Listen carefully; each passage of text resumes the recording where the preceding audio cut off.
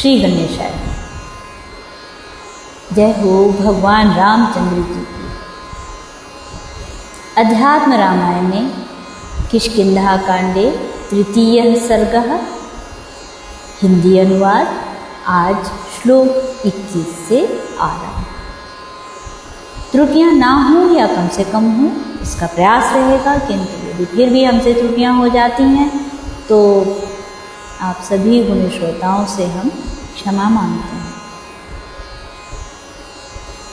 Online ये अनुवाद जो प्राप्त हुआ है उसमें कहीं कहीं शब्द बहुत फीके छपे हैं। उन शब्दों के स्थान पर अनुमान से जो शब्द हम बोल दें, अगर उसमें त्रुटियां प्रतीत हों तो आप सब गुणी श्रोता पुनः हमें क्षमा करें।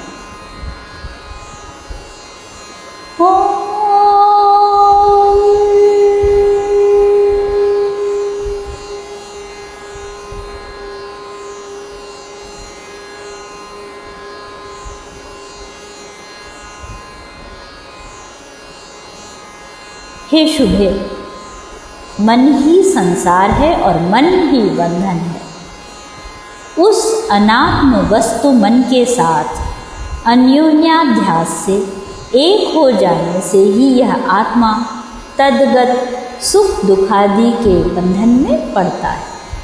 जैसे स्फटिकमणि स्वभाव से शुक्लवर्ण होने पर भी लाख आदि के समीप होने पर उन्हीं के रंग की मालूम होने लगती है, परंतु वास्तव में उसमें वह रंग नहीं होता।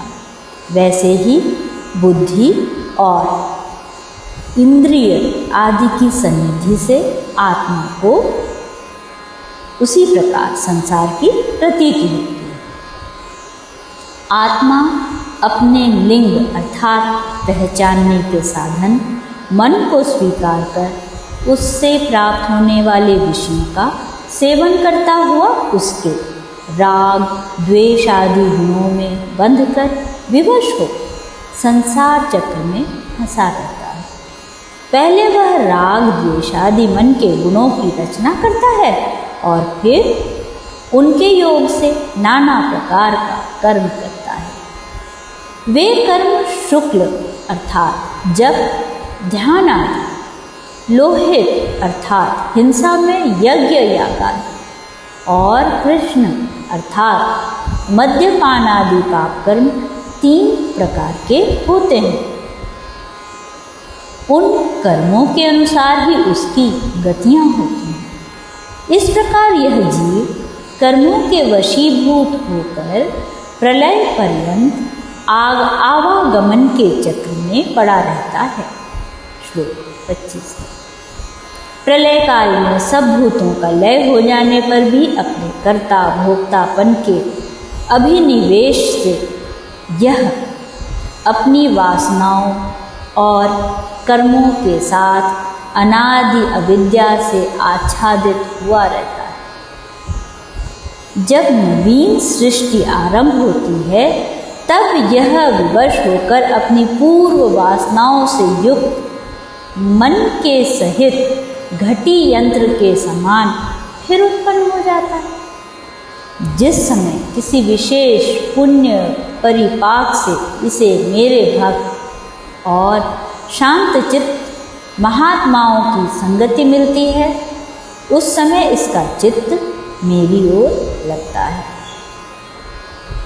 उससे मेरी कथा सुनने में इसकी श्रद्धा होती है, जो बहुत ही दुर्लभ है। मेरी कथा सुनने से इसको अनायास ही मेरे स्वरूप का ज्ञान हो जाता है।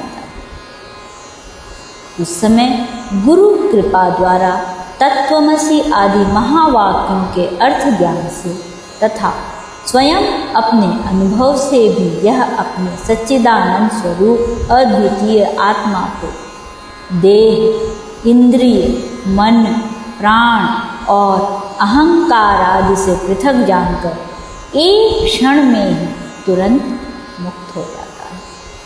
हे तारे, मैंने यह वास्तविक सत्य तुझसे कह दिया।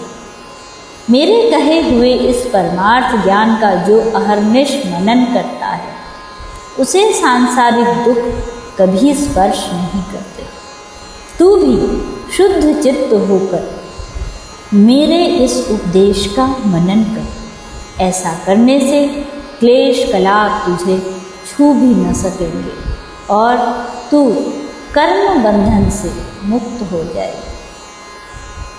हे सुब्रू, अपने पूर्व जन्म में तूने मेरी उत्कृष्ट भक्ति की थी, इसीलिए हे सुंदरी, तुझे मुक्त करने के लिए मैंने अपना दर्शन दिया है। तू रात दिन मेरे रूप का ध्यान करती हुई मेरे उपदेश का मनन कर। ऐसा करने से प्रारब्ध कर्म से प्राप्त हुए कर्मों को करती हुई भी तू उनसे लिप्त ना हो। श्लोक 35। भगवान राम का यह अद्भुत उपदेश सुनकर तारा को बड़ा ही विस्मय हुआ और उसने देहाभिमान जनित शोक छोड़कर श्री रघुनाथ जी को प्रणाम किया तथा आत्मानुभव से संतुष्ट होकर वह तत्काल जीवन मुक्त हो गए। परमात्मा राम के क्षण मात्र के सत्संग से वह अनादि अविद्या के बंधन को काटकर निष्पाप और मुक्त हो गए। भगवान के श्रीमुख का वक्तव्य सुनकर सुग्रीव का भी समस्त अज्ञान जाता रहा और वह शांत चित्त हो गया। तदनंतर भगवान ने वानर श्रेष्ठ सुग्रीव से कहा, हे सुग्रीव, तुम मेरी आज्ञा से बेटा अंगद के द्वारा अपने बड़े भाई का जो कुछ शास्त्रोक्त और दैहिक कर्म हो वह सब विधिपूर्वक करो।